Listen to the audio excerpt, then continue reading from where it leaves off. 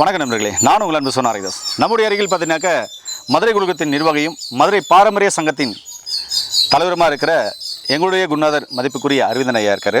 அப்பா, என்கிட்ட பார்த்தீங்கன்னா இந்த கட்டுக்கொடி கொடுத்துருக்கீங்க. இதில் நிறைய வகை இருக்குது, இதுவும் ஒரு வகை. ஆமாம். இதை இலையை இப்படி பறித்து இந்த இலையை நல்லா அரைச்சி தண்ணியில் போட்டு வச்சோம்னாக்க தண்ணி அல்வா மாதிரி மாறிடும். அதை எடுத்து சாப்பிட்லாம்.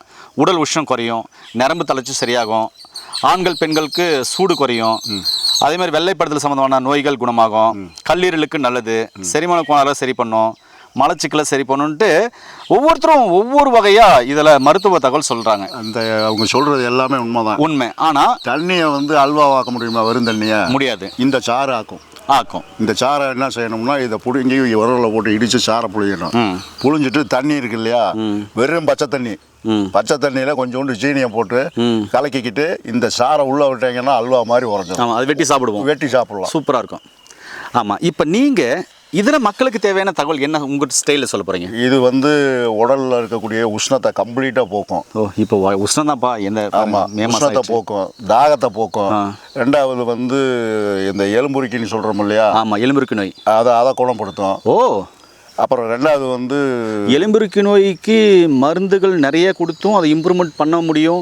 இல்லை ரொம்ப சிவியராக இருந்தால் தான், அதாவது ரொம்ப சிவியராக அந்த ஃபுட்டையும் அந்த லைஃப் ஸ்டைலும் ஃபாலோ பண்ண தான் குணமாக்க முடியும்னு சொல்கிறாங்க.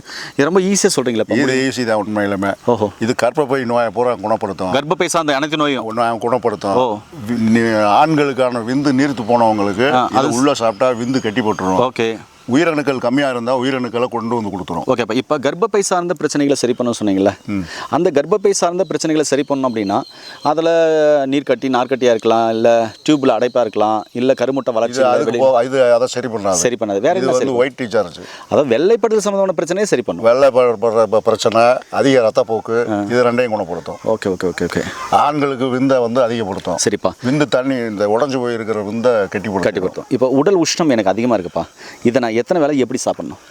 இது நம்ம நான் சொன்ன மாதிரி தான். இது தனியாக அரைச்சி சாப்பிடணுங்கிறது இல்லை. இதை அல்வா மாதிரி சாப்பிடும் போது ஈஸியாக இருக்கும், நம்மளுக்கு டேஸ்ட்டாகவும் இருக்கும். அந்த கர்ப்பப்பை சம்மந்தப்பட்டு இல்லை ஆண்களுக்கு இருக்க இந்த பிரச்சனை இருக்குன்னு வைங்க, அவங்க இதை பச்சையாகவே அரைச்சி ஒரு எலுமிச்சங்காய அளவுக்கு பாலில் கலந்து உள்ளே சாப்பிட்லாம், இல்லை தண்ணியில் சாப்பிட்லாம். சாப்பிட்டா இது தொடர்ச்சியாக ஒரு கொஞ்ச நாளைக்கு சாப்பிடும்போது நான் சொன்ன மாதிரி நோய்களை பூராத்தையும் குணப்படுத்தும்.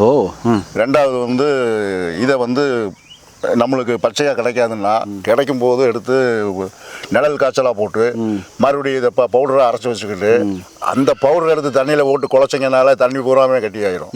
அதை அப்படியே எடுத்து சாப்பிட்டுக்கலாம். ஓகே. இல்லை பொடியை வாயில் போட்டு கொஞ்சம் தண்ணியை உள்ளே குடிச்சுக்கலாம். இது நான் சொன்னதெல்லாம் இந்த வேலையை பூரா செய்யும். ஏனர்களே, உங்களுக்கு உடல் உஷ்ணமாக இருக்கமா? உடல் உஷ்ணமாக்கிறத எப்படி அதை சரி பண்ணுறதுன்னு யோசனை பண்ணிக்கிறீங்களா? யோசனையே பண்ண வேண்டாங்க. இருக்கவே இருக்க கட்டுக்கொடி, காட்டுக்கொடி, நிறைய பேரால் அழைக்கப்படுற ஒரு அற்புதமான மூலிகை. இதை அப்பா சொன்ன மாதிரி நிழல் காய்ச்சாவும் போட்டு பொடியாகவும் நீங்கள் செஞ்சு வச்சுக்கலாம். இல்லை அப்படின்னு சொன்னால் பச்சாவே நீங்கள் தண்ணியில் போட்டு அரைச்சி மிக்சர் போட்டு நீ சக்கரை போட்டிங்கனாக்கா அல்வா மாதிரி மாறிடும். அதை சாப்பிட்டு வரும்போது உங்கள் உடல் உஷ்ணம் சார்ந்த பிரச்சனைகளும் அப்பா சொன்ன அனைத்து பிரச்சனையும் சரியாகுங்க. கண்டிப்பாக பயன்படுத்தி பாருங்கள். நோய் நொடி இல்லாமல் ஆரோக்கியமாக வாழுங்க. நம்முடைய சேனலில் தொடர்ந்து ஃபாலோ பண்ணி நிறைய வைத்திய முறைகளை கற்றுக்க நோய் நொடி இல்லாமல் ஆரோக்கியமாக வாழுங்க. மீண்டும் இன்னொரு அருமையான பதிவில் உங்களை சந்திக்கும் வரை உங்களிடந்து விடைபெறுவது உங்கள் குடும்பத்தில் ஒருவனாக உங்கள் அன்பு சொன்னாரிதாஸ். நன்றி, வணக்கம். வணக்கம்.